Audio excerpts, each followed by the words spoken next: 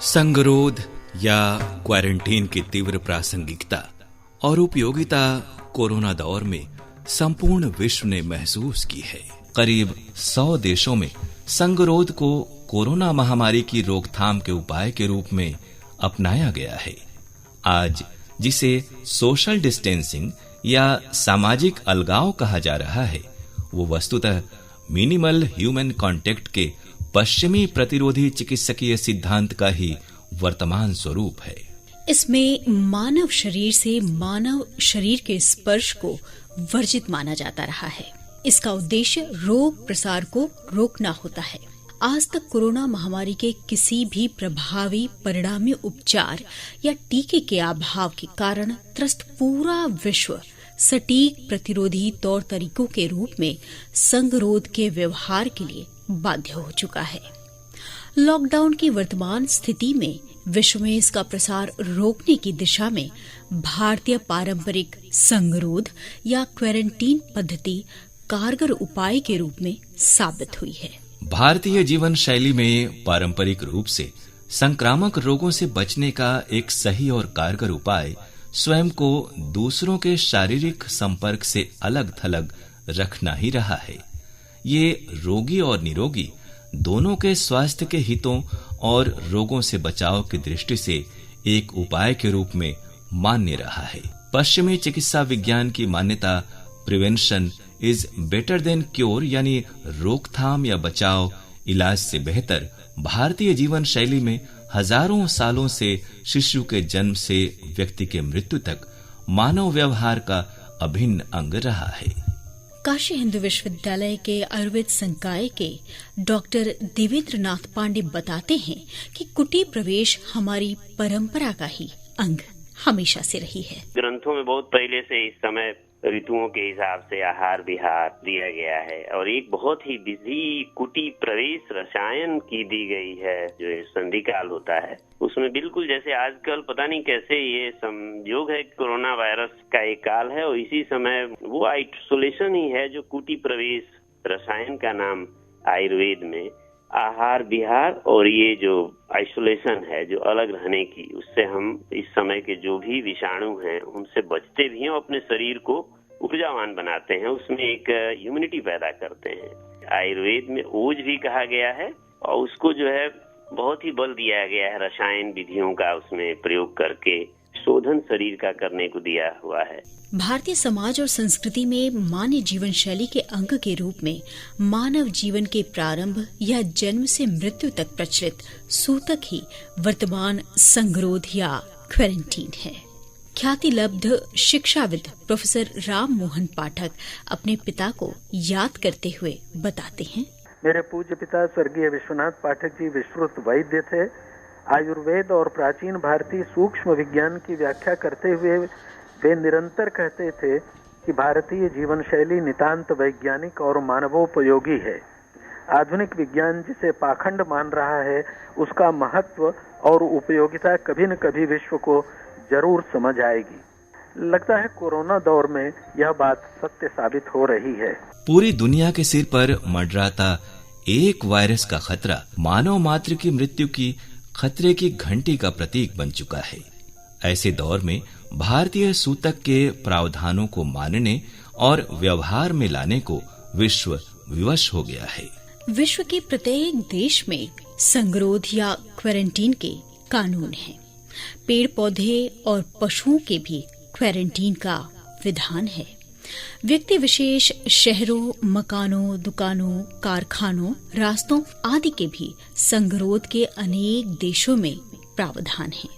America और Europe में जिस घर में संक्रमित रोगी या संक्रमण होता है वहां घर के बाहर नोटिस चस्पा कर दी जाती है ताकि लोग संक्रमित होने से बच सकें। 20वीं सदी के प्रारंभ में महात्मा गांधी पत्नी कस्तूरबा और दोनों बच्चों के साथ 44 दिन के समुद्री तूफान को झेलते हुए 44 दिन की यात्रा पूरी कर डरबन, दक्षिण अफ्रीका पहुंचे तो उन्हें क्वारंटीन कानून के तहत जहाज से उतरने नहीं दिया गया। अंग्रेज शासकों ने भारत में प्लेग संक्रमण के बाद अफ्रीका पहुंचे गांधी को संक्रमण के बहाने क्वारंटीन में डाल दिया। गांधी ने संक्रमण के प्रतिबंध को पूरी तरह स्वीकार किया। दूसरी बार गांधी जी को दक्षिण अफ्रीका में प्रवेश न देने की अंग्रेजों की चाल असफल साबित हो गई।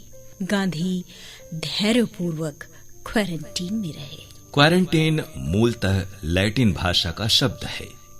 शब्दकोशों और ज्ञान कोशों के अनुसार इसका शाब्दिक अर्थ वैसे तो 40 है, पर इसका व्यावहारिक अर्थ संक्रामक रोगों से ग्रसित या ऐसे रोगियों के संपर्क में आए लोगों का घूमना फिरना, दूसरों से संपर्क में आना या घुलना मिलना सीमित या प्रतिबंधित करना है। प्राचीन काल में पानी के जहाज आवागमन और व्यापार के मुख्य साधन थे। जिन जहाजों पर किसी गंभीर रोग से ग्रसित व्यक्ति या जहाज पर लदे माल में गंभीर रोगों के सूक्ष्म विषाणु होने का संदेह या सूचना होती थी, उन जहाजों को 40 दिनों तक बंदरगाह पर आने की मनाही होती थी। समुद्र के बीच लंगर डालकर खड़े रहने को मजबूर ऐसे जहाजों पर संक्रमित रोगी की चिकित्सा और जहाज को विषाणु मुक्त करने के बाद बंदरगाह लाया जाता था। क्वारंटीन की 40 दिन की अवधि में जहाज अलग थलग समुद्र के बीच खड़ा रहता था। क्वारंटीन की शुरुआत ब्रिटेन में फैले प्लेग के संक्रमण के दौरान हुई और अब इसे अंतर्राष्ट्रीय मान्यता प्राप्त है। 2 देशों की जल सीमाओं के बीच की सीमा पर क्वारंटीन जांच के बाद ही जहाजों को किसी देश की जल सीमा में प्रवेश की अनुमति देने का प्रावधान है। जहाज का कप्तान जांच के समय सभी यात्रियों, सामानों और कर्मचारियों के रोग मुक्त तथा स्वस्थ होने का रोग मुक्ति प्रमाण पत्र प्रस्तुत करता है। सत्य छिपाने पर जहाज के कप्तान को कड़े दंड देने का प्रावधान है। जिस जहाज में कोई संक्रमित रोग या वस्तु होती है, उस जहाज पर क्वारंटीन अवधि की समाप्ति तक पीला झंडा फहराता है, जो अन्य जहाजों को खुद से दूर रहने और स्वयं के संगरोध यानी क्वारंटीन में होने का सूचक है। हवाई यात्रा के लिए भी ऐसे ही कानून है। संक्रामक रोग संबंधी टीका लगाने पर ही अनेक देशों में यात्रियों को प्रवेश की अनुमति मिलती है। भारतीय जीवन शैली में बच्चे के जन्म के समय ऐसा ही सूतक लागू करके बच्चे और माता को अलग कक्ष में रखकर पूरे 1 मास तक नवजात और माता को किसी भी संक्रमण से बचाने की पूरी प्रक्रिया आज भी मान्य और प्रचलित है। इस दौरान कई तरह के औषधि युक्त जल से जच्चा बच्चा का स्नान और शुद्धिकरण किया जाता है। पूरे महीने के क्वारंटीन में माँ शिशु दोनों का खान पान सब कुछ अलग होता है। काशी हिंदू विश्वविद्यालय में आयुर्वेद संकाय की स्त्री रोग विशेषज्ञ डॉक्टर नीलम सूतक के बारे में बताती हैं। सूतक का मतलब मेन पर्पस है कि हम धार्मिक अनुष्ठान कम करें उस समय, और लोगों की पारिवारिक से बाहर लोगों की आवाजाही कम करें। इसका मेन कारण था कि बच्चे के अंदर इम्यूनिटी सिस्टम डेवलप नहीं होता है, तो बच्चे में बहुत जल्दी इन्फेक्शन हो सकता है। इसलिए माँ और बच्चे को दूर रखा जाता था। उसका कमरा एक अलग होता था, जैसे नीम की पत्तियों का बंधनवार लगाया जाता था, और उसके कमरे में सरसों बिखारी जाती थी, जो कि anti viral anti bacterial effect करती है, और बुगलू, अगरू, कुष्ठ का इनका हमेशा बंद दिया जाता था, जिससे कि ये रोगों को आने लगे। दूसरा ये था इसका कारण कि जब पारिवारिक लोगों के अलावा बाहर आएंगे तो हमारा ध्यान हमेशा उनके ऊपर लगा रहेगा, बच्चे की और माँ की देखभाल नहीं कर पाएंगे।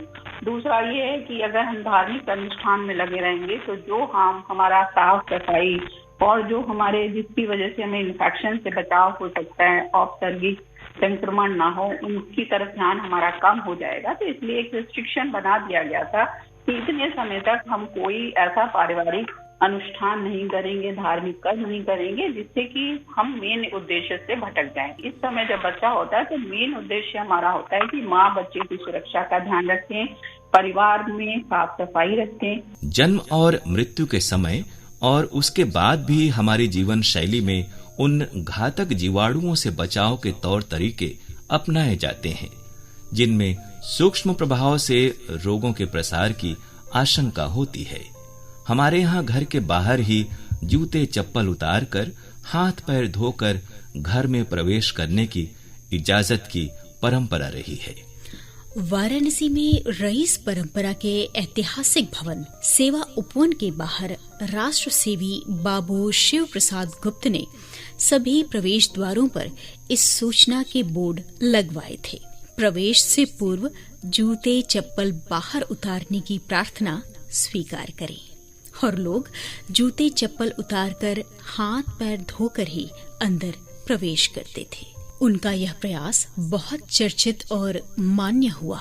अनेक लोगों ने ऐसे ही सार्थक प्रयास किए। आज की दिनचर्या में हाथ मिलाकर अभिवादन और स्वागत करने की पश्चिमी सभ्यता और परंपरा के स्थान पर दोनों हाथ जोड़कर अभिवादन स्वागत की भारतीय जीवन शैली अपनाने को पूरा विश्व मजबूर हुआ है, क्योंकि ये वैज्ञानिक और उपयोगी है। पैर और हाथ धोकर और शुद्धिकरण के बाद ही धार्मिक अनुष्ठान करने तथा शौचालय में जाने के बाद वहां से निकलकर हाथ पैर साबुन से धोने के बाद स्नान करना आवश्यक है। भोजन से पहले ठीक से हाथ पैर धोकर ही भोजन करना और बाद में भी उसी तरह हाथ पैर धोकर दूसरे कामों की करने की प्रक्रिया दैनिक जीवन में मान्य रही है। मृत्यु की स्थिति में शवदाह की भारतीय पद्धति आज धीरे धीरे समूचे विश्व में मान्यता प्राप्त कर रही है। मृत्यु के बाद 10-12 दिनों के सूतक की हमारी परंपरा रही है। शव में दूषित विषाणु होते हैं, अतः शव की अंतिम क्रिया करने वाले व्यक्ति का 10 दिनों तक बिल्कुल अलग कक्ष में रहना, जिस परिवार में किसी की मृत्यु हुई उस परिवार से कम 10 दिनों तक कोई संपर्क या वहां कोई सामाजिक आवाजाही न रखना अर्थात सूतक बरतना आवश्यक माना जाता है। इन दिनों में घर परिवार में कोई धार्मिक पूजा या अनुष्ठान नहीं होते। परिवार के लोगों का मंदिरों में जाना या पूजा पाठ करना भी वर्जित होता है। जिस घर में मृत्यु सूतक होता है वहाँ अन्य लोग अन्न जल नहीं ग्रहण करते। आयुर्वेद विशेषज्ञ डॉक्टर नीलम कहती हैं, जब किसी की मृत्यु होती है तब भी सूतक का सूतक लगाया जाता है, जो भी एक ट्रेडिशन में आता है। उसका भी मेन ये उद्देश्य था कि जब घर में किसी की मृत्यु होती है तो बहुत लोग ना आए, क्योंकि कुछ लोग ऐसे होते हैं जो शारीरिक रूप से कमजोर होते हैं, मानसिक रूप से कमजोर होते हैं। किसी की मृत्यु को देख के उनको भी सडन कुछ आघात लग सकता है, उनकी भी मृत्यु हो सकती है। एक तो ये कारण था। दूसरा, लोग आने वाले ये सोचते थे कि अगर मृत्यु हुई है तो कुछ ना कुछ कारण रहा होगा, कोई ऐसी बीमारी होगी जो दूसरे को भी लग सकती है। इसलिए हमें घर की साफ सफाई करनी है, लोगों को आने जाने नहीं देना है। और इसका भी मेन उद्देश्य है कि हम दूसरे की अगर आवाभगत करेंगे तो हम अपने मेन उद्देश्य से भटक जाएंगे। इसलिए उस समय भी इस सूतक का वर्णन किया गया है कि सूतक लगने से आप बहुत चीजों को रिस्ट्रिक्ट कर सकते हैं। केसर, पान, कपूर, हल्दी, नीम, गुलाब जल, केवड़ा जल, इन सबको पानी में डालकर स्नान करने की हमारी परंपरा को आज विदेशी लोग भी अपना रहे हैं। भारतीय परंपरा में शव का दाह किया जाता है। जो व्यक्ति शव यात्रा में सम्मिलित होते हैं या शमशान तक जाते हैं, उन सभी को सूतक लगता है और उनको सचैल स्नान या जो कपड़ा पहने वे शव यात्रा या शमशान से लौटते हैं, उन सभी कपड़ों को धोने के साथ साथ स्नान करना जरूरी है। स्नान के पश्चात ही अपने घर में प्रवेश का प्रावधान है। इससे पहले किसी को भी स्पर्श करना या किसी भी वस्तु को स्पर्श करने की मनाही है। गंभीर बीमारी की दशा में भी बीमार व्यक्ति को अलग थलग रखने और उसके उपचार में लगे व्यक्ति को भी अन्य लोगों को दूर रखने की हिदायत का आज भी भारतीय जीवन शैली में पालन करना अनिवार्य है। बीमारी के दौरान और पूजा पाठ के लिए सदा धुले हुए और साफ कपड़े पहनना जरूरी है। बीमार या संक्रमित व्यक्ति के वस्त्रों और बिछावन को बदलते रहना भी जरूरी माना जाता है। सूक्ष्म जीवाणुओं से रक्षा के लिए नीम और हल्दी जैसी प्राकृतिक वस्तुओं के प्रयोग की हमारी पुरानी परंपरा रही है, जिसे आज के कोरोना दौर में पूरे विश्व ने उपयोगी माना है। मंत्रों और ध्वनि के सामर्थ्य को भारतीय परंपरा में मान्यता रही है। भारत की वैदिक ज्ञान परंपरा में आयुर्वेद का कृमि संहार सूक्तम सूक्ष्म घातक जीवाणुओं के नाश के लिए ध्वनि उपचार है।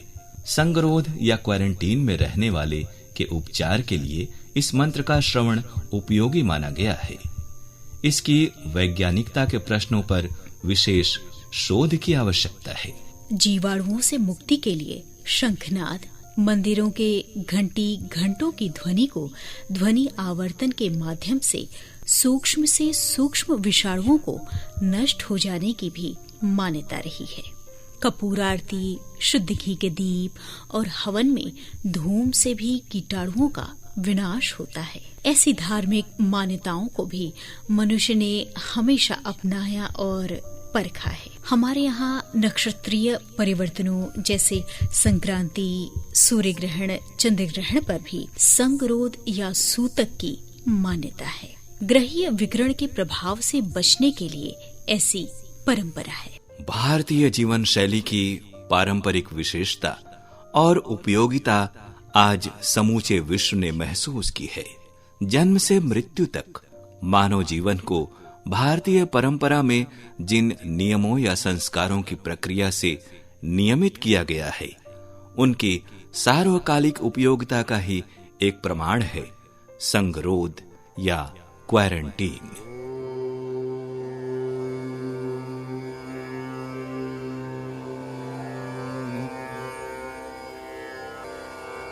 Oh